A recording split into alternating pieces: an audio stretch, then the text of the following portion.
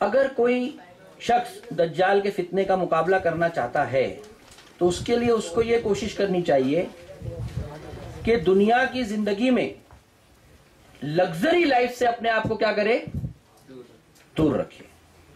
دیکھیے سورہ کہف میں یہ بات آتی ہے کہ جو لوگ صبح و شام اللہ کے ذکر میں رکھتے ہیں اور دنیا کی زینت کو اصل مقصد نہیں بناتے، وہی لوگ در حقیقت دجال کے فتنے کا کیا کر سکیں گے؟ مقابلہ کر سکیں گے. آج دیکھیے آپ کہ دجال کس کو آسانی سے بہکا سکے گا؟ جو آدمی لگژری کا عادی ہوئے گا اسی کو تو خرید سکے گا، اور جو آدمی لگژری کا عادی نہیں ہوئے گا اس کے جھانسے میں آ سکے گا. اسی لیے دیکھیے اللہ کے نبی صلی اللہ علیہ وسلم پورا عرب فتح ہو گیا، جگہ جگہ سے مال و دولت آئی، لیکن آپ کی اسٹینڈرڈ آف لائف میں کوئی آپ نے بڑھوتری کی؟ کل آپ نے واقعہ سنا نا سیرت میں کہ آپ کس پر سوتے تھے؟ کھجور کی جو چٹائی کی چھال ہوتی تھی اس پہ سوتے تھے. پھر اپنے بڑے بڑے گورنرز کو کہا بھیجتے تھے تو کیا بولتے تھے؟ دیکھو عیش کوشی میں مت پڑو، جو قوم عیش کوشی میں پڑ گئی وہ کیا ہو جاتی ہے؟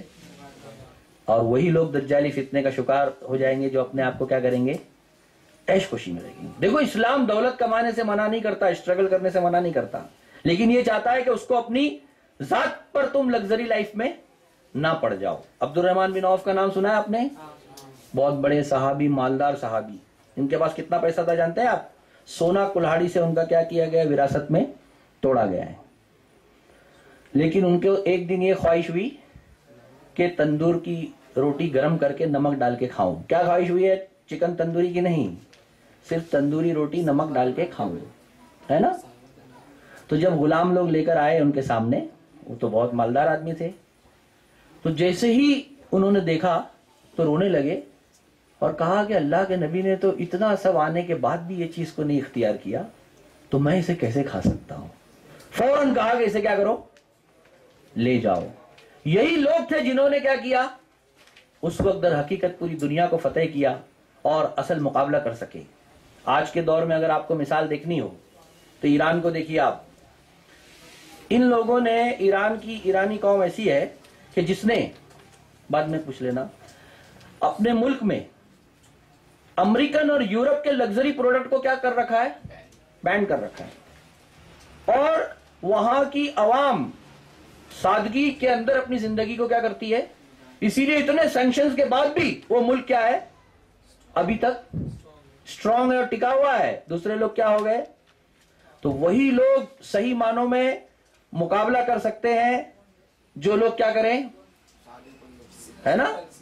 یہ سب بڑا فارمولا ہے. اب ہوتا کیا ہے، انسان نوجوانی کی لائف میں لگژری کی طرف بڑھتا ہے، پیسہ آ گیا تو آسائشوں کی طرف بڑھ جاتا ہے، تو وہ لوگ دجال کے فتنے کا کیا ہو جائیں گے؟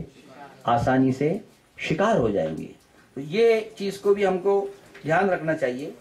تیسری چیز یہ ہے کہ دیکھیے دجال کے فتنے میں انسان کی الگ الگ کیٹیگریز ہوتی ہیں. ایک طریقہ دجال کا یہ بھی ہے کہ وہ ایکسٹریمسٹ راہ پر لوگوں کو لگا کر دین کے حوالے سے لوگوں کو کیا کرے گا؟ بہکائے گا. آپ یہ دیکھیے کہ اس کے فتنے میں ایک فتنہ یہ بھی ہے کہ آج آپ جگہ جگہ دیکھیے اسلام کے نام پر کیا ہو رہا ہے. بہت ساری چیزیں کیا ہو رہی ہے آپ دیکھ رہے ہیں. کیا ہوتا ہے الگ الگ ملکوں میں؟ انوسنٹ جگہ پر کیا ہوتے ہیں؟ بلاسٹ ہوتے ہیں، ہے نا. اور اس کو کیا نام دیا جاتا ہے؟ یہ کون کر رہا ہے؟ مسلمان کر رہے ہیں. اور اس کے ذریعے لوگ کیا سمجھتے ہیں کہ اسلام کیا ہے؟ ٹیررزم کی تعلیم دیتا ہے. کیا اسلام ٹیررزم کی تعلیم دیتا ہے؟ نہیں دیتا ہے. تو وہ یہ اس کے فتنے کے اندر ایک بڑا فتنہ یہ بھی ہوگا کہ وہ انسان کو اس راستے کی طرف لے جائے گا تو حقیقت اسلام کا نہیں ہوگا، لیکن انسان اسلام کے نام پر اس کو کیا کرے گا؟ انجام دے گا. تو انسان کو کوئی بھی قدم اٹھانے سے پہلے یہ دیکھنا چاہیے کہ اللہ کے رسول نے ہم کو یہ بات بتائی ہے یا نہیں بتائی. ایک اور طریقے سے بھی آپ دجالی فتنے سے بچ سکتے ہیں. وہ کیا ہے کہ ہر شخص کی کیپیسٹی الگ الگ ہوتی ہے. کوئی ایمان کے 3 درجے بتائے گئے. پہلا درجہ کیا ہے؟ برائی کو دیکھے تو کیا کرے؟ ہاتھ سے रोके। दूसरा दर्जा क्या है? जुबान से। तीसरा क्या है? दिल में क्या जाने। इसलिए कि इंसानों में अलग अलग लोग होते हैं। तो दज्जाल के फितने से एक तरीका यह भी बताया गया है बचने का, जो असहाब कहफ के वाक़ये में मिलता है। क्या मिलता है?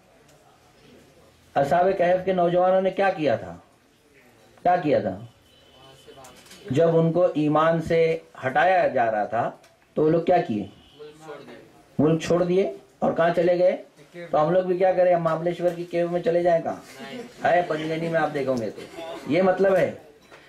बात ये होती है कि बाज लोग उस फितने का मुकाबला अगर नहीं कर सकते तो उनको ये कोशिश करनी चाहिए कि जहां जहां वो फितने की जगह है उन जगहों से अपने आप को क्या करे? बचाने की कोशिश करे। कन्फ्रंटेशन करने की कोशिश ना करे, है ना। सहाबा के दौर में भी ऐसा रहा है। बड़े बड़े सहाबी जब फितने का दौर आया है तो कितने लोग क्या करे? शहर छोड़कर देहातों में जाके अपनी जिंदगी को गुजारी, ताकि अपने आप को क्या कर सके? उस फितने से सेव कर सके, बचा सके। तो उसी तरीके से आज के दौर में अगर आप देखेंगे, तुर्की जो इस्लामिक मुल्क को रिप्रेजेंट करता है, एक वक्त ऐसा था कि जो इस्लाम का नाम लेता था तुर्की में, उस पर बड़ा क्या होता था? जुल्म होता था।